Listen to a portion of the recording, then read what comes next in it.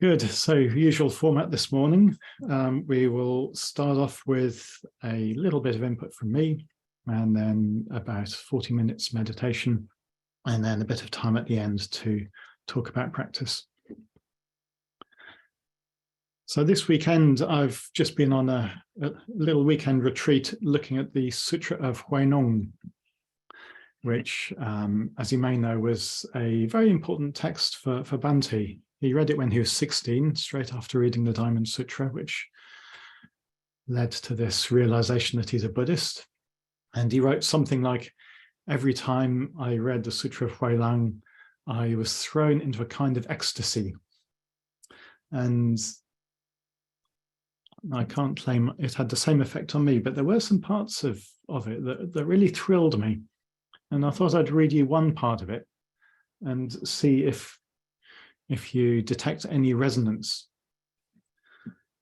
So it's largely framed in a very different idiom to Pali Buddhism, but I think there's some parallels we might pick up here.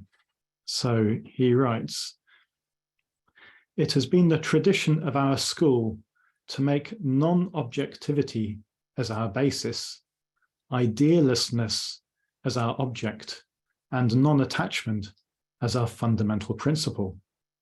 What does that mean? Non-objectivity means not to be absorbed in objects when in contact with objects. Idealessness means not to be carried away by any particular idea in our exercise of the mental faculty. Non-attachment means not to cherish any desire for or aversion to any particular thing or idea.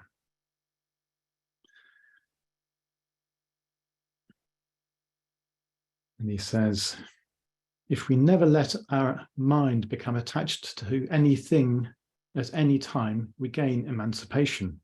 For this reason, we make non-attachment our fundamental principle. To free ourselves from dependence upon externals is called non-objectivity. In as far as we are in a position to do this, the path of the Dharma is free. That is why we make non-objectivity our basis. To keep our mind free from defilement under all circumstances is called idealessness. Our mind should always stand aloof, and on no account should we allow circumstances to influence the functioning of the mind. It is a great mistake to suppress all thinking. So this being a Mahayana text, it kind of frames the practice as it looks at the end of the path. It's really talking about what awakening looks like.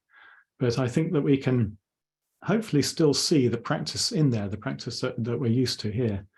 So there's the, as it were, the right view of objects. So in our interaction with the world, as far as possible, we bring ourselves back to the right view that what's going on here are objects of awareness rather than, as it were, things in the world. So we try to, when we remember, simply enter the frame of objective sensory processes happening, seeing, hearing, touching, and so on. So that lets us, that gains us some of the freedom that he talks about. The path of the Dharma is free if we are free of dependence upon externals. So that's the right view of objects. They're sort of the five physical senses. And then there's the right view of the mental functioning, if you like. It makes it very clear you don't try and suppress thinking.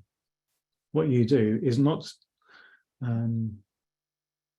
be carried away by any particular idea. So that's just simple non-prapancha. We notice thinking as thinking. And as far as possible, we don't attach to that thinking. We let the thinking faculty be another sensory faculty, like sounds. We don't try and suppress sounds. We notice sounds as they happen, arising, passing. We notice thoughts as they happen, arising, passing. There's no need to get into opposition to thoughts. or indeed to grasp after them. And then there's the whole nature of the defilements in the mind. So here he says that we don't cherish any desire for or aversion to any particular thing or idea. So that is the absence of klesha, which is quite an ask. As I say, that's the end of the path, if you like. In the practices we do it here, we simply notice the attitude in the mind. We notice that any desire, we notice any aversion, and we leave it at that. We don't have to, again, get into opposition with the klesha. We simply notice wanting happening, we notice aversion happening. And as far as possible, we make that into an object of awareness rather than let it kind of churn around in our observing awareness, if you like. We try and make our observing awareness pure in the sense that it's aware of klesha at work.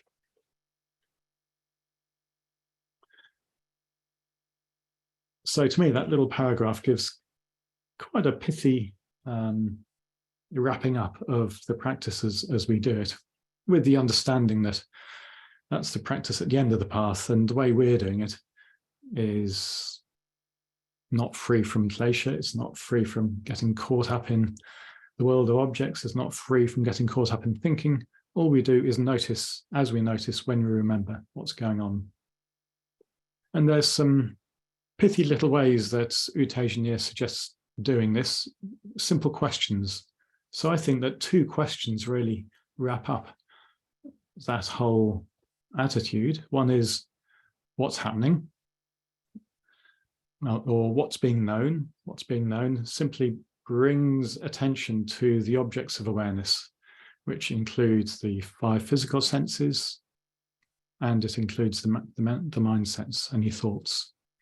So what's being known at any time? You can ask yourself that, just to wake up the mind to this perspective on objects of awareness. And then there's the question, what's the attitude? What's the attitude in the mind at any one time? Can you notice any pushing away, any sort of not wanting this experience, thinking this experience should be different? Can you notice any getting caught up in, ooh, nice thought. Yes, I want to have this thought. Let's run this one through to the end. Breakfast. Ooh, I wonder what I'm going to have for breakfast. Or whatever it is. Can you notice the attitude in the mind? And that, if we can do that from time to time as we remember, that will really keep the mind working and awake.